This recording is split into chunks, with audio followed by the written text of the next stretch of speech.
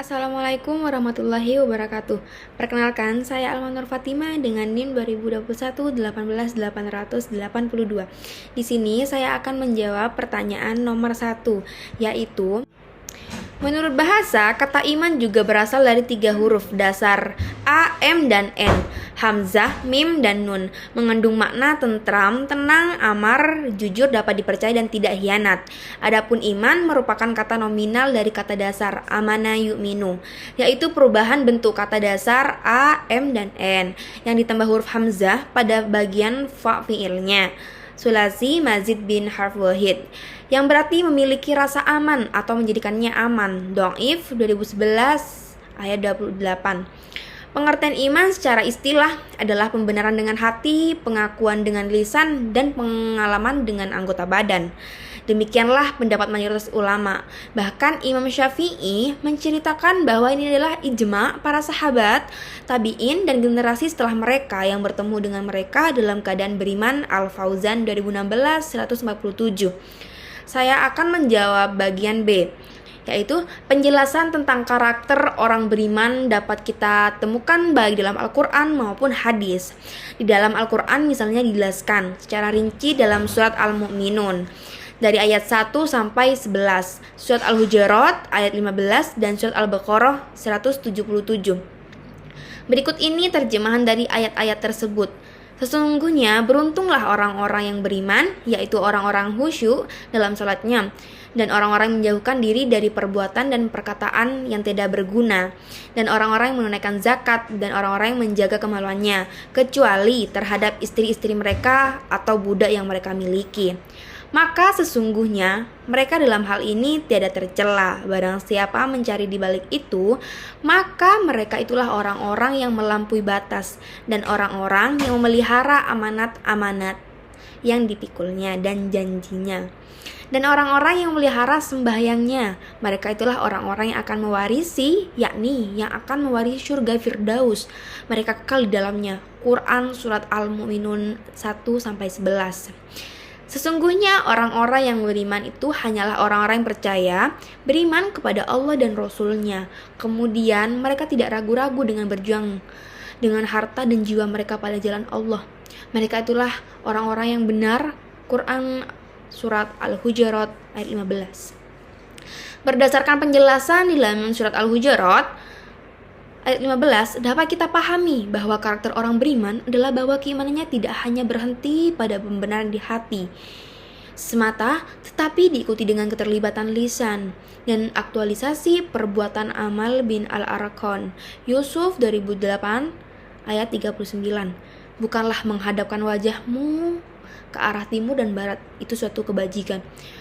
Akan tetapi sesungguhnya kebajikan itu ialah beriman kepada Allah, hari kemudian malaikat-malaikat, kitab-kitab, nabi-nabi, dan memberikan harta yang dicintainya kepada kerabatnya, anak-anak yatim, orang-orang miskin, musyafir yang memerlukan pertolongan, dan orang-orang yang meminta-minta dan memerdekakan hamba sahaya, mendirikan salat dan menunaikan zakat, dan orang-orang yang menepati janjinya apabila ia berjanji, dan orang-orang yang sabar dalam kesempitan, penderitaan, dan dalam peperangan.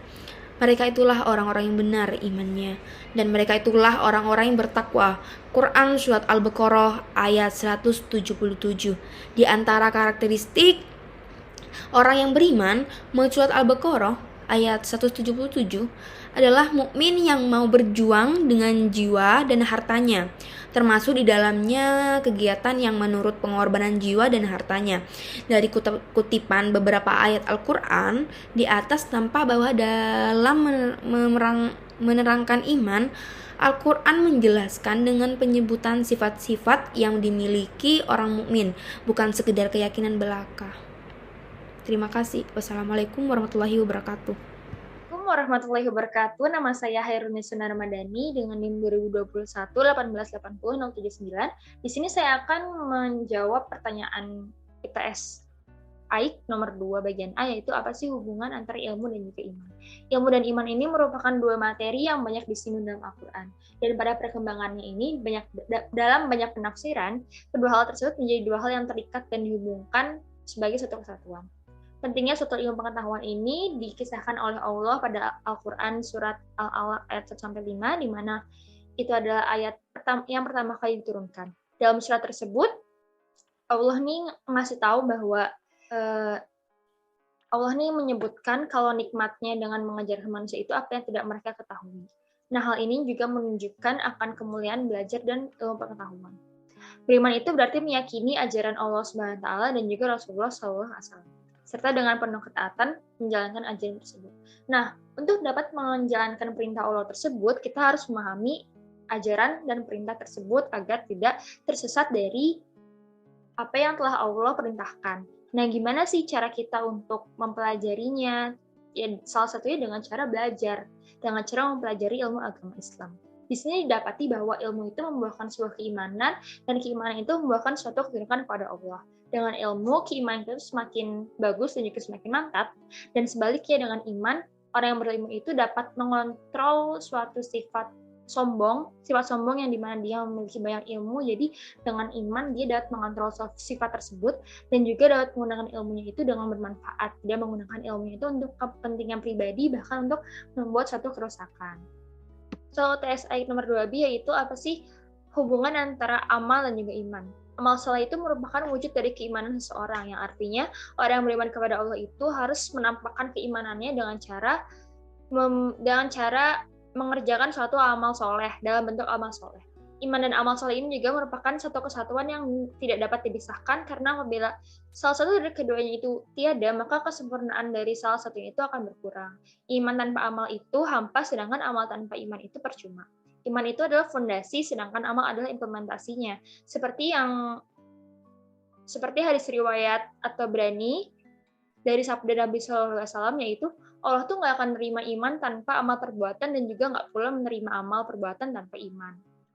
Allah juga menjanjikan bagi siapa saja yang menggabungkan antara iman dan juga amal akan mendapatkan kehidupan yang baik di dunia maupun di akhirat, sebagaimana firman Allah dalam Quran surat An-Nahl ayat 97, yaitu barang siapa yang mengerjakan amal soleh baik laki-laki maupun perempuan dalam keadaan beriman, maka sesungguhnya akan kami berikan kepadanya kehidupan yang baik, dan sesungguhnya kami beri balasan kepada mereka dengan pahala yang lebih baik dari apa yang telah mereka kerjakan. Jadi iman dan amal itu saling berkaitan, karena seorang yang beriman itu harus mengerjakan amal soleh, dan seseorang yang mengerjakan amal soleh agar diterima di sisi Allah itu harus seseorang yang beriman. Saya Zainuddin Abdullah dari kelompok 16 AIK akan menjawab soal nomor UTS AIK nomor 3. Yang A, jelaskan secara filosofis logika bahwa hari kiamat itu pasti adanya. Yang B, apa alasan seorang tidak percaya hari kiamat, surga, dan neraka, jelaskan. Orang yang ragu atau bahkan tidak percaya terhadap hari kiamat itu pasti juga ragu terhadap atau tidak yakin terhadap adanya Tuhan sebagai penyebab alam semesta ini. Sebagaimana telah kita ketahui, di dalam Al-Quran terdapat beberapa ayat di mana Allah menyandingkan dirinya dengan hari kiamat, dan beberapa hadis. Hal ini mengindikasikan bahwa ada keterkaitan erat antara Allah dan hari kiamat, yakni masalah keimanan. Seorang yang yakin bahwa hari kiamat itu pasti akan terjadi, pasti tidak juga yakin pasti akan terjadi hari kiamat. Mereka tidak skeptis terhadap hari kiamat. Ini akan saya permisalkan seperti seorang insinyur yang membangun rumah, tentu tahu seluk-beluk mengenai rumah yang dibangunnya, seperti mulai dari instalasi air, instalasi listrik, genteng, batu bata, cat, lantai yang digunakan, dan seterusnya. Begitu pula Allah pun tahu seluk-beluk alam semesta ini. Semua yang ada di dunia ini adalah ciptaan Allah. Bagaimana mungkin Allah sebagai pencipta tidak tahu bagaimana cara menghancurkan dunia ini? Tentu masuk akal saja jika hari kiamat kelak akan terjadi. Lalu yang B, apa alasan seorang tidak percaya hari kiamat, surga, dan neraka, jelaskan. Baik, menurut saya hal ini bermula di mana orang yang tidak percaya hari kiamat, surga, dan neraka itu tidak percaya adanya hari kebangkitan yang kelak akan dikumpulkan di dalam padang mahsyar. Mereka sangat ragu dan skeptis. Bagaimana mungkin manusia yang telah mati, jasadnya telah dikubur selama tahun-tahun, beribu-ribu tahun, yang telah terurai dan menyatu dengan alam, dapat disatukan kembali menjadi manusia yang utuh. Ini sebenarnya tidak beda terhadap yang telah saya sebutkan sebelumnya, yakni ini ada masalah dengan keimanan antara dia mengakui adanya Tuhan sebagai penyebab alam semesta ini atau pencipta. Jika dia percaya dan tidak ragu bahwa Allah sebagai pencipta alam semesta ini, maka dia pun juga tidak ragu bagaimana Allah kelak akan membangkitkan manusia. Bagaimana mungkin, kan seharusnya itu menciptakan sesuatu itu kan lebih sulit daripada membangkitkan. Seharusnya mereka sadar akan hal tersebut. Assalamualaikum warahmatullahi wabarakatuh. Perkenalkan, nama saya Isni Syarif dengan NIM 20211880078. Di sini saya akan menjawab pertanyaan nomor 4, yaitu Islam adalah satu-satunya agama monoteisme yang murni sejak awal sampai sekarang, bahkan sampai hari kiamat. Jelaskan pengertian agama Islam atau dinul Islam baik dari segi bahasa maupun istilah. Yang kedua adalah bacalah satu ayat Al-Quran yang ada kalimat Islamnya, kemudian terjemahkan ke dalam bahasa Indonesia. Baik, di sini saya akan menjawabnya. Bismillahirrahmanirrahim. Apa sih yang dimaksud dengan dinul Islam itu? Din al-Islam atau dinul Islam adalah istilah bahasa Arab yang memiliki arti agama Islam. Memahami Islam secara sederhana dapat dilakukan dengan cara mengetahui maksud atau makna nama tersebut. Dinul Islam memiliki dua kata, yaitu din dan Islam. Istilah din sendiri adalah agama, sedangkan Islam adalah ajaran Allah SWT yang diturunkan untuk mengatur kehidupan manusia melalui para rasulnya, mulai dari Nabi Adam alaihissalam hingga Nabi Muhammad SAW. Pandangan Islam antara agama Islam, ilmu pengetahuan, teknologi, seni, memiliki hubungan yang harmonis dan dinamis, yang terintegrasi ke dalam suatu sistem yang disebut dengan dinul Islam. Penamaan Islam memiliki perbedaan yang mendasar dengan agama lainnya, yang menempatkan Islam ke tempat yang khusus, yaitu penamanya tidak dikaitkan dengan pembawa maupun tempat agama tersebut lahir. Berarti Islam bukanlah pikiran Nabi Muhammad SAW. Meskipun Islam dan Nabi Muhammad SAW tidak dapat dipisahkan.